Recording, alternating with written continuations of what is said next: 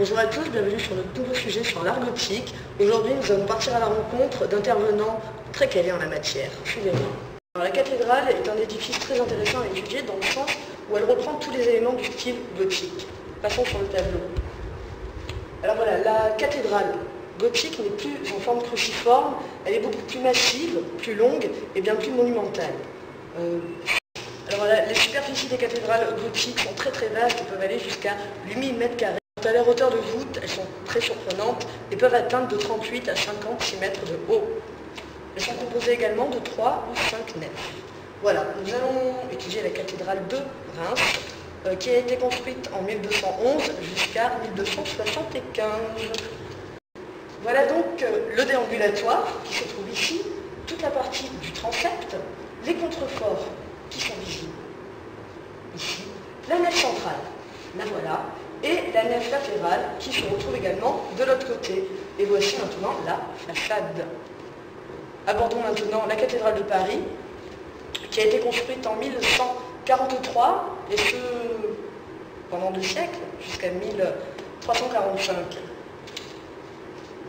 Voilà l'abside, qui est toute cette partie-là, le chœur, le voici, le transept, le voilà, le portail est juste de l'autre côté, les nefs, c'est toute cette partie-là, et les tours, que voilà. Alors la façade se divise en 3 œuvres verticales et horizontales, qui définissent également la distribution de la partie intérieure. Alors pour les 3 œuvres horizontales, nous avons la partie du portail qui se situe ici, la galerie des roses dans la partie supérieure, et les tours dans la partie inférieure. Quant aux parties verticales cette fois, nous avons la partie des tours, donc des nefs latérales, visibles ici. La partie rose des nefs centrales, donc la partie centrale, et l'autre partie, qui est aussi la partie des tours, donc nef latérale, de l'autre côté. Après lequel, je ne sais rien, mais c'est voilà. Accueillons tout d'abord Alizée, experte en sculpture extérieure. Alizée, bonsoir. Bonsoir, donc je vais vous parler en fait de la décoration architecturale. Donc il faut savoir que les sculptures des cathédrales peuvent être comparées à un vaste musée iconographique, vraiment. C'est très riche. Donc moi je me suis basée plus particulièrement sur la cathédrale Notre-Dame de Paris. Donc je vais vous parler en fait tout d'abord des petites statues. Donc les statues, en fait, il faut savoir que la technique a évolué puisqu'elle est maintenant en ronde bosse, en fait, ce qui signifie qu'elle est en 3 dimensions, contrairement au haut relief et bas relief, qui n'est pas physiquement attaché à un fond, mais posé en fait sur un socle et donc observable sous n'importe quel angle. Je vais vous montrer par exemple, en fait, vous pouvez voir donc au 2e niveau. Vous pouvez voir en fait la galerie des rois. Donc ça, ce sont toute la galerie des rois. Et ces sculptures ont été faites, ces statues ont été faites donc en ronde bosse. Ici, pareil avec chez la Vierge Marie qui tient Jésus dans ses bras, entouré de 2 petits anges.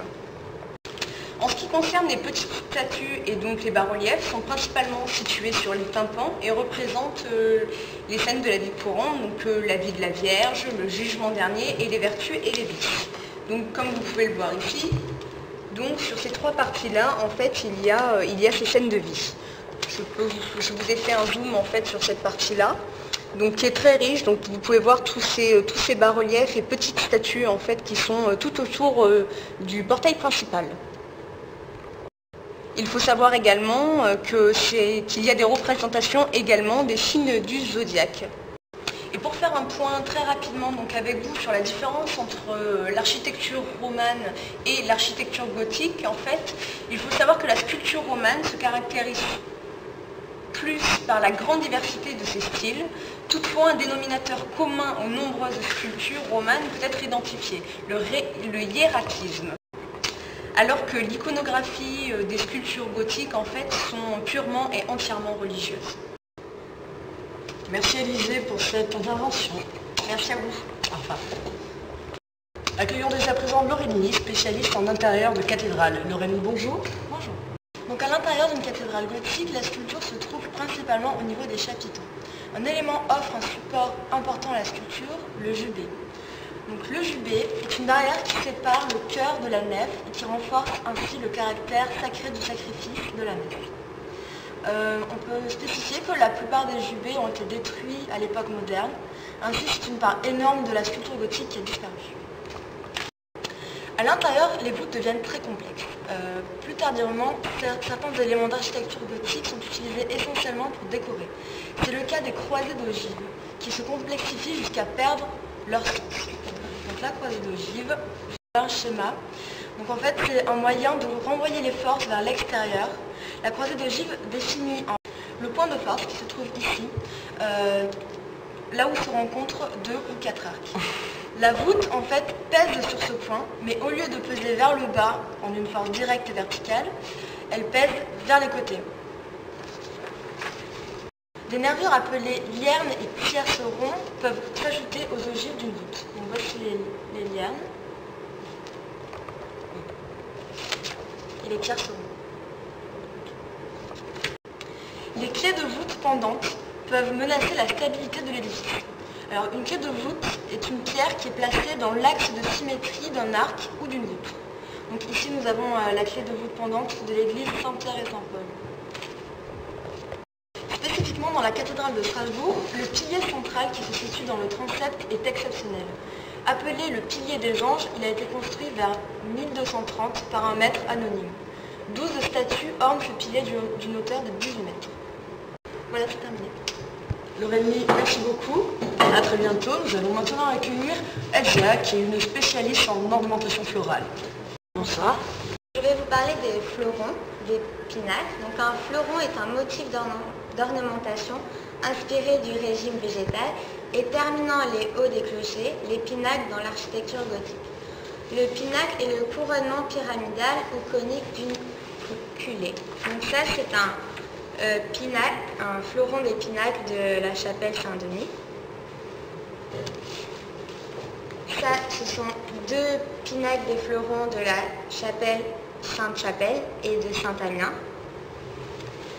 Donc l'idée n'est pas neuve, déjà vue chez les Grecs comme sur les monuments de Lysistrate à Athènes, règne végétal. Les architectures gothiques ont souvent suivi une tradition ancienne, transmise par les maîtres de l'école romane.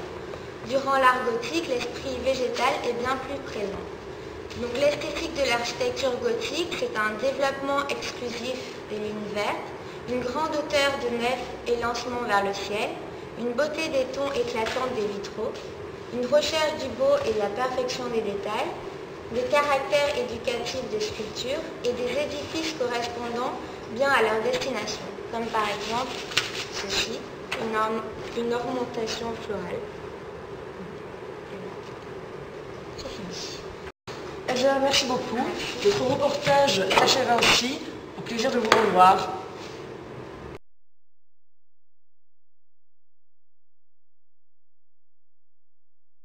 C'est très intéressant à étudier dans le sens où on a tous les notions. Vachement, ça se dit, c'est précis.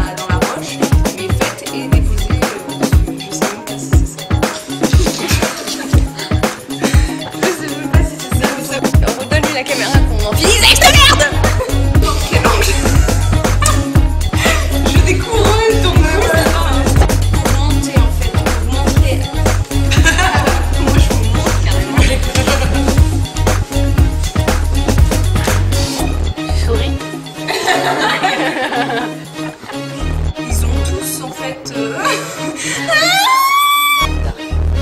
dépend du type de chapiteau. Toi, t'es spécialiste.